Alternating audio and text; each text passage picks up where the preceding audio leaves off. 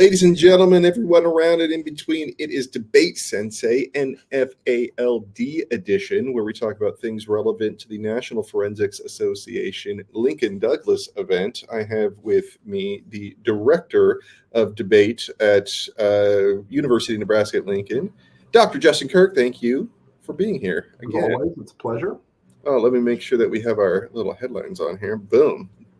All right. Okay. So this episode, we are going to be focusing in on key authors. And now key authors are I think, I don't know, it's one of my favorite episodes to do conceptually, because when you're doing like year-long topics, the same authors keep kind of popping up over and over again. You might get a few of them that are, more obscure than others, but then there are authors that keep on popping up, and then you have to account for them and understand them. And I don't know, the educational value of understanding one person's work in depth is something, as a professor, I don't know, I think is just, I think it's great. I think it's like, it's why the event exists, in my opinion. Well, and I think that like, that's the key. If you're like somebody who's out there watching this, it's like, how do I take my debating to the next level? Right? Yeah.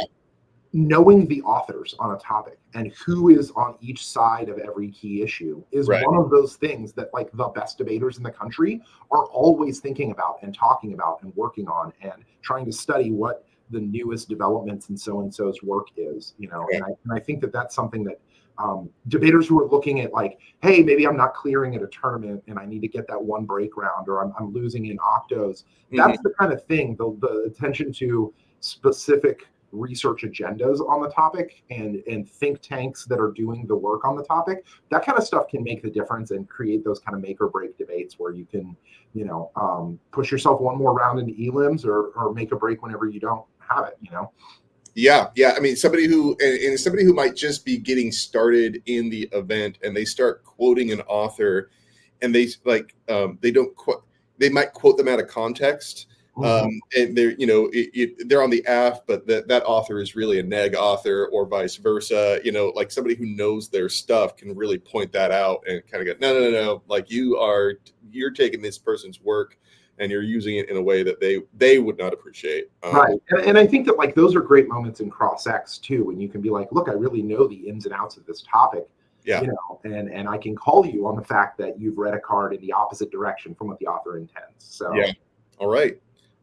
So why don't we tackle this in like sort of chronological order? And what I mean by that is, if we were going through a debate, we'll start on the affirmative and who's kind of. I would say this topic is a little bit weird. So I'm going to preface the discussion of key authors by saying that like each of these sections has some key authors. Yeah. So the way this topic is worked out is that like FRT has some solvency authors, Newt has some solvency authors. Each of the AFs has a group of people talking about them. And then there's a whole bunch of critical literature about AI that I'm sure we will spend about half this episode talking about. But the interesting thing is, because the resolution is a prohibition, a lot of that critical lit is appearing in affirmatives, not in negatives, because the affirmative can prohibit AI technology and read a bunch of critical literature about how that is. So the idea here is we're going to cover each AF area and kind of some of the key authors in those areas, and then cover some of the key kind of negative critical literature. Right. All right, cool. All right, so let's get started. Yeah, I think the biggest kind of area that has the most people writing about it right now is facial recognition technology. Okay. In my mind, when I look through the different affirmatives that have been read this year, FRT is definitely one of the more kind of widely acceptable affirmatives that have been read by a bunch of teams. There's a bunch of different versions of it. We read a version that bans it in schools. Florida State reads a version of it that bans it in immigration. There's some people who ban it broadly. But it's a big AF. The first place I would start looking is there's a Georgetown Law Review article from 2019 by Garvey, Garvie. And this article is cited in a bunch of different people's affirmatives as a reason why we need a federal ban on it. Okay. In addition to that Georgetown Law Review article, there's an ACLU report from 2021 that a lot of people are using. So the American Civil Liberties Union does reporting on facial recognition technology. And then the University of Michigan Center for Technology and Policy published a study in 2020 that we cite in our affirmative. And so Okay. those three sources are kind of the three big advocates for banning FRT. The Galligan article from Michigan, the Garvey article from Georgetown Law, and the ACLU report from 2021. So now these authors, though, they're like law. They seem to be like sort of law articles. Are these like law students or lawyers that are kind of starting to focus in on this, or did they start off as like technology authors and then apply it to law? So some of these folks, the like UMich report and the ACLU report, those are public policy experts. Those are people who are just studying public policy. The Garvey article is from a lawyer who's in IP law and tech law. So I think what you see is part of the group of people, you get research groups that are doing studies on this stuff. That's how you get the things like the think tank reports or the university reports, as well as lawyers who are looking at the landscape of the like legal structures into which these technologies are emerging and asking good questions about like what sorts of regulations or prohibitions would be necessary to prevent harmful technologies from getting adopted, right? And so I think, and that's a part of the unique part of this topic, is it's such a new area of technology that there's a lot of people doing research into it. Sometimes it might be hard to nail down exactly who is the key author in a particular area. Right. And so this is all the law enforcement, like sort of of the. Yep, and we're going to stick with law enforcement for one more AF, because really, aside from deepfake or aside from FRT, the other big law enforcement AF is predictive policing AFs. Okay, you're right. And predictive policing actually does have a pretty standard solvency advocate. There's a gentleman named Will Douglas at MIT that has been writing articles since about 2019, 2020 on banning AI and predictive policing. And those articles are quite good. They advocate for a prohibition. The other person that I would point people to is Angel Diaz at the Brookings Institute. So Douglas and Diaz, those are the two big predictive policing solvency advocates that advocate for a prohibition on AI in either all predictive policing or most predictive policing. The Douglas stuff tends to be a little bit broader and talk about some of the structural impacts of predictive policing more broadly. The Diaz stuff is a little bit more specific to AI. But both of these authors are talking about the use of artificial intelligence, language learning models, deep learning, machine learning, all that stuff applied to predictive policing. So predictive policing has some AI component, some non-AI components to it. Okay. You think about it this way. I mean, in the past, and I've seen several debates that have kind of hashed this out. Before AI came out, you got an Excel spreadsheet with crime data in it. Oh, okay. Right. And you look at like which neighborhoods exhibit more crime, and you send more cops there. That's literally what predictive policing is. Nowadays, we're not using humans to analyze the data. We're using AI to analyze the data. Got it. And so that's the big thing that Will Douglas and Angel Diaz are concerned about, is the bias that infects AI systems more broadly is now being applied to, crime data, and is multiplying the discriminatory effect of that data. Okay. Right? All right. So that law enforcement doing good. We have the next third is automation. So we have some automation authors. Yeah. So the nukes AF is one that I think is kind of parallel to the FRT AF in that it's being read by a bunch of different teams. North Texas has been reading a nukes AF, Washburn's been reading a nukes AF, we've been reading a nukes AF. And the two big authors here, one of them is going to sound familiar to a lot of students, Michael T. Clare, Klare. Big foreign policy guy. He's been writing a lot about nuclear weapons for a long time. He was a big author last year on the nukes topic. Clare has been writing a lot in recent years about integration of AI into nuclear command and control systems, decision-making systems, data analysis, etc. The other big study institute is called the Future of Life Institute. And there's a report by a guy named Aguirre et al., where they kind of go through some scenarios of what it would look like if AI controlled nuclear weapons. And those are the two big solvency advocates that I've been seeing in nukes AFs, is the Clare Evidence and the Future of Life Institute stuff. And, I think that this is kind of different than the law enforcement stuff. And these people tend to be a little bit more immersed in the nuclear kind of realm. These tend to be nuclear authors who are seeing AI integration into nukes and worrying about it and then writing about it from that perspective. So like Michael Clare Makes is sense. an author in the nuke space, right? Like he's writing about nukes all the time. Future of Life Institute is concerned in similar ways to like Nick Bostrom's institute about like extinction level events, humanity survival vis-a-vis technology, etc. So was Claire like cited a lot last year as well? He was cited from time to time. A big like international relations, deterrence theory kind of stuff. Like Claire's really concerned with how AI breaks down deterrence dyads and creates opportunities for miscalculation, because AIs are basically black boxes you can't see into. So decision making is even more obscured and even more obtuse than it is in the status quo. And Claire's really writing about a lot of those problems that spring up once we start shutting off humans from knowing what's going on in that decision making process. All right. The other big automation apps, lethal autonomous weapons. Oh, right. So like drones, attack dogs, right? Robot attack dogs and stuff. Right. The big author on this area is a guy named Sam Meacham at the Harvard International Review. And he's got an article in 2023 that advocates for prohibiting lethal autonomous weapon systems and the use of AI in those systems. And Sam Meacham has written several articles about it and is kind of the key AF author that I've been seeing. And then the other one that's kind of an automation app, I'm not really sure, is elections. Oh, really? Right? And so automation of election analysis or election data might be an app, as well as like the use of things like deepfakes. We'll get to that in the privacy section. But really the only person that's been kind of advocating vocally for getting AI out of elections is the CEO of Microsoft AI, Mustafa Suleyman. So Washburn's Elections app uses an op-ed from Suleyman as their solvency advocate.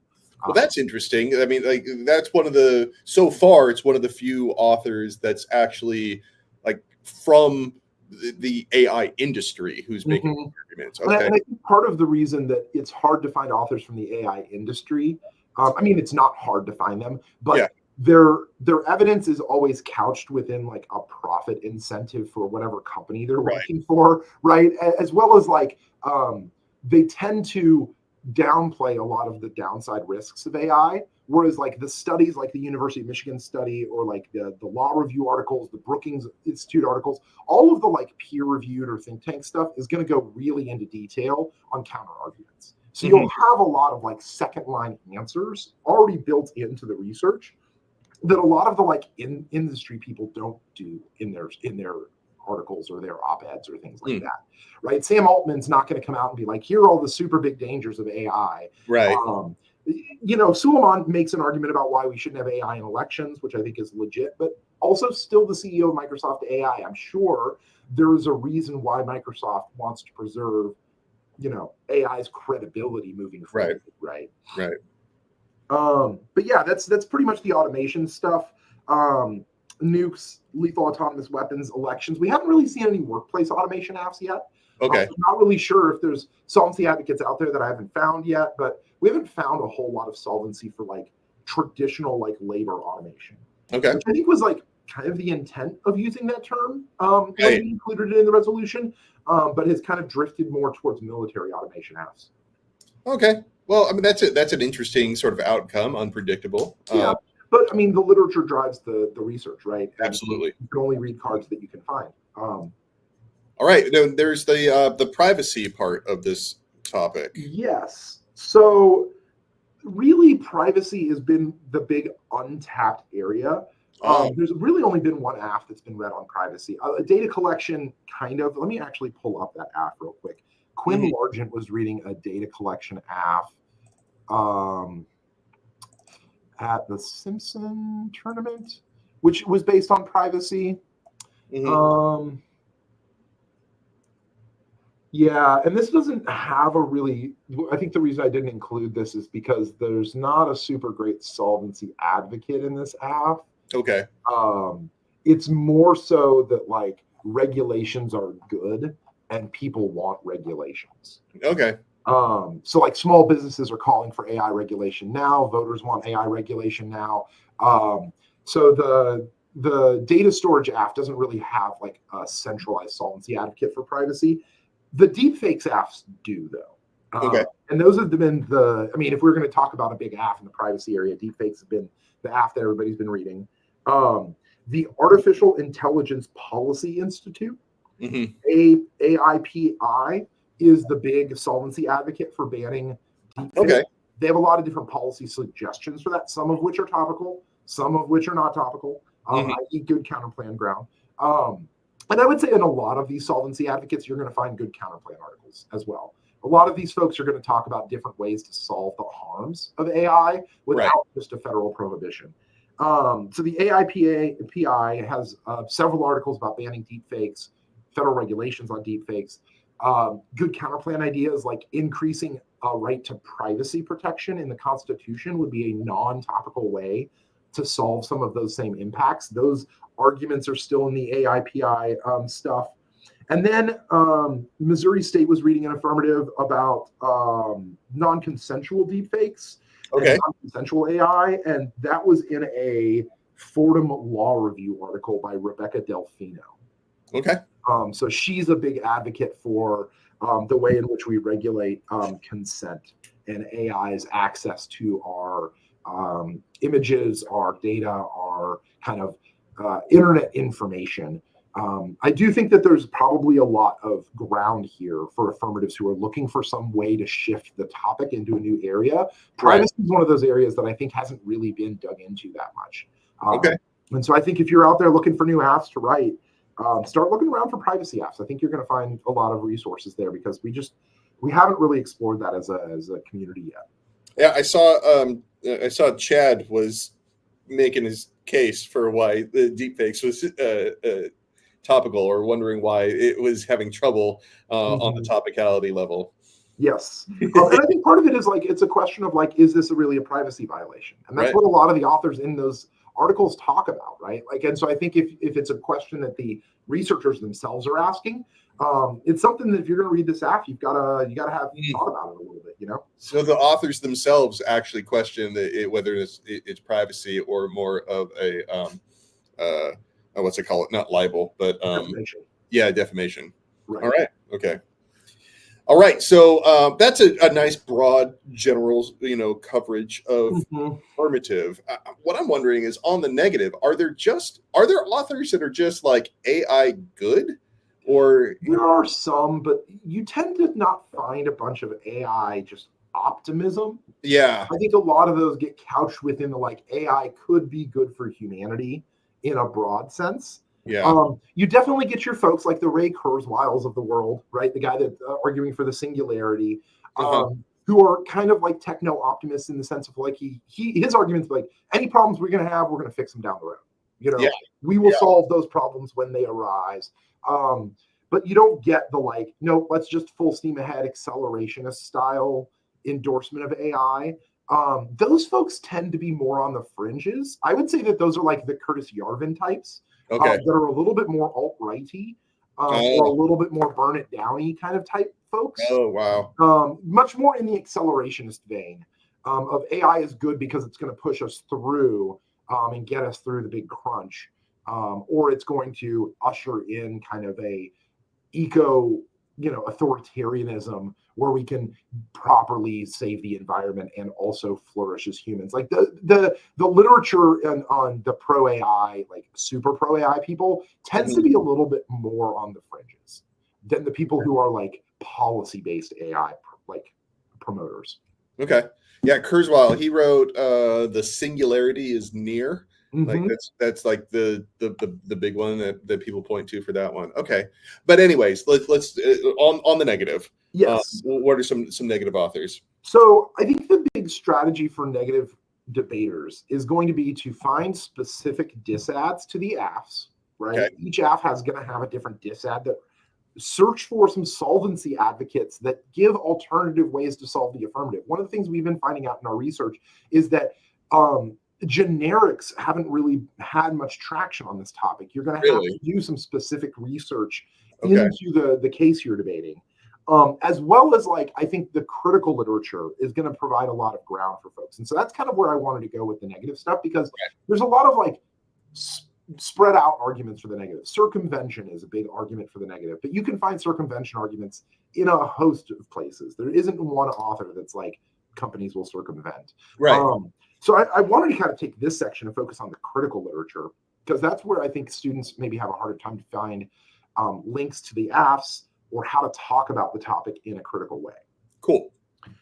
So let's start with just AI and race. There's a bunch of different authors talking about AI and racism. In particular, Yarden Katz, K-A-T-Z, has a book called Artificial Whiteness. Okay. Wow. That is about the way in which AI perpetuates concepts of whiteness.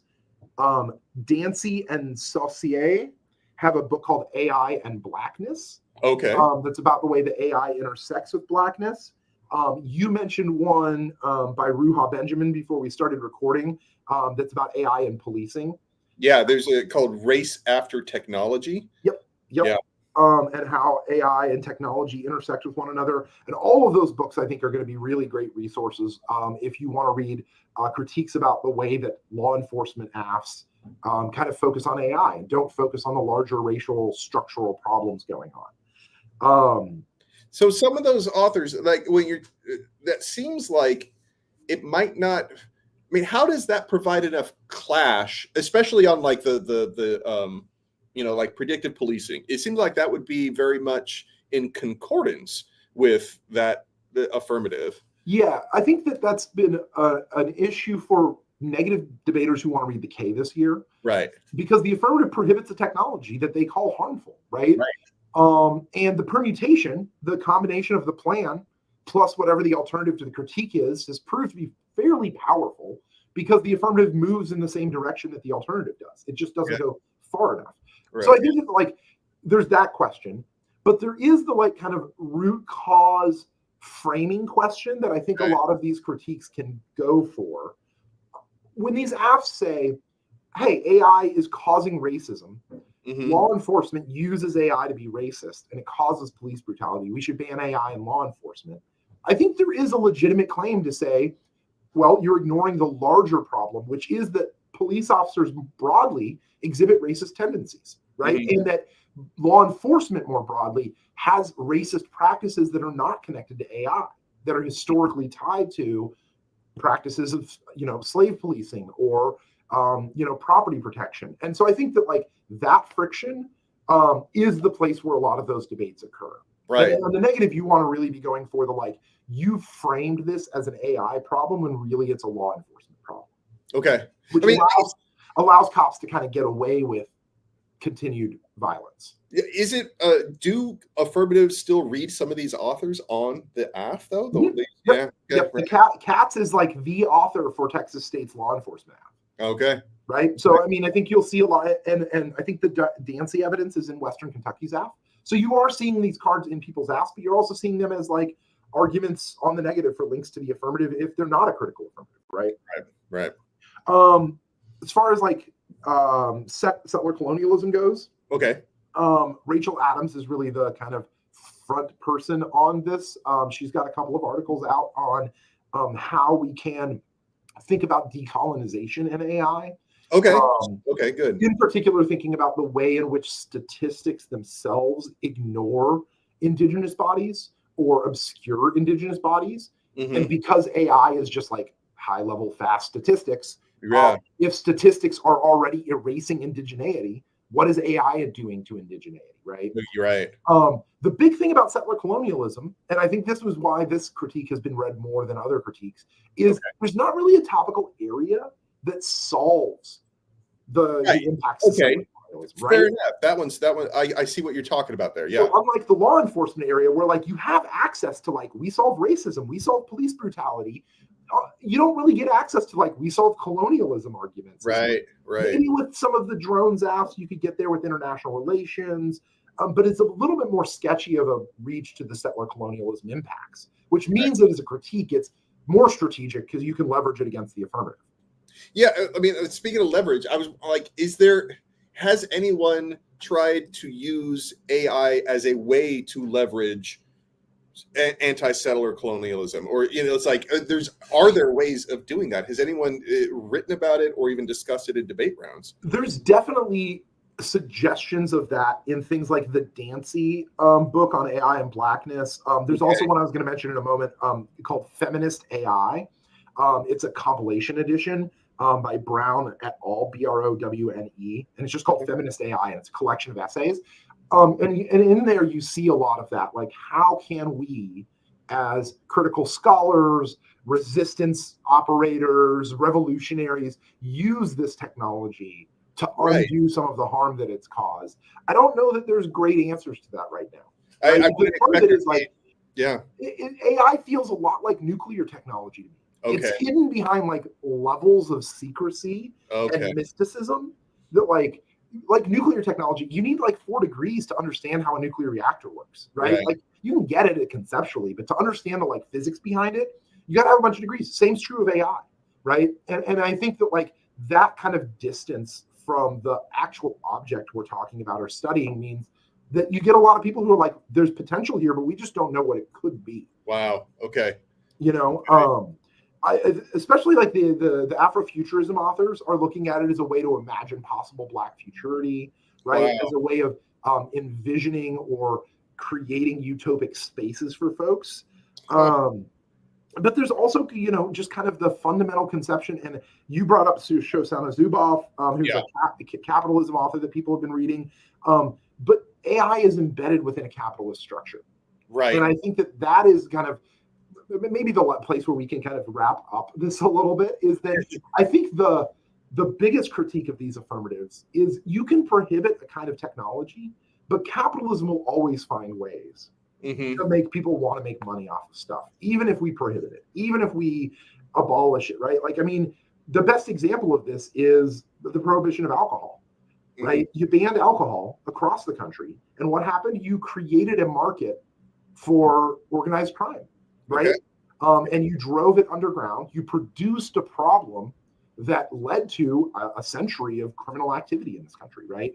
And so I think that people like Zuboff and other authors on the capitalism side of things will say that like prohibitions, while they're a good idea, don't get at the root cause of the problem, which is that AI is a symptom of capitalism, right? Not a product of it. Okay. Like, capitalism didn't produce AI. AI is an outcome of capitalism's logical, rationality, which is maximize profit and value for people. I mean, I remember it was 5 years ago, maybe, the discussion about like the AI race. Before ChatGPT, made its big breakout. Like AI existed, but not really on sort of like the public access level that we have now.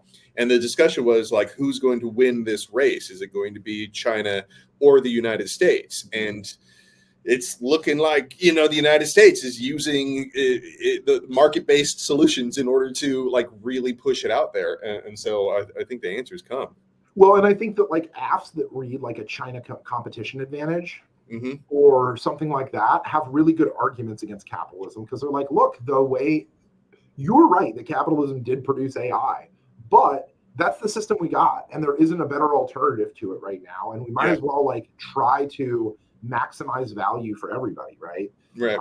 I think, and some of those authors even go so far as to say that like the one thing that we could say about AI is that if it offers us a post-work future, we should probably keep it around, right? If it detaches us from the necessity of work and making value to maintain our like safety and security and stuff, then maybe there is a benefit to AI. The problem these authors point out is that all of the companies that are doing this are for-profit companies. Right. And so they all have a profit incentive. They all have a motive to make money or market this technology or produce something that people can monetize. Well, you know what? This, like I said at the beginning, this is one of my favorite episodes. I learn more at this than I do in most of the episodes, and this episode did not disappoint. And I learn more too, because I got to go look at everybody's affirmative. I've got to come up with a list of stuff, right? So for me, it was actually really helpful to like kind of consolidate everybody's AFs. Right. And be like, who's reading what on what topics, Yeah. and which authors are popping up over and over again in people's apps. So it was a really useful exercise for me for like thinking about consistency throughout the year. Yeah, I'm gonna have to rewatch this myself just to kind of like understand this at a better level. So thank you again for this. We are going to be back in the future talking about more NFA-LD stuff. I'll see you then, Justin. Absolutely. Take it easy, Jared. All right.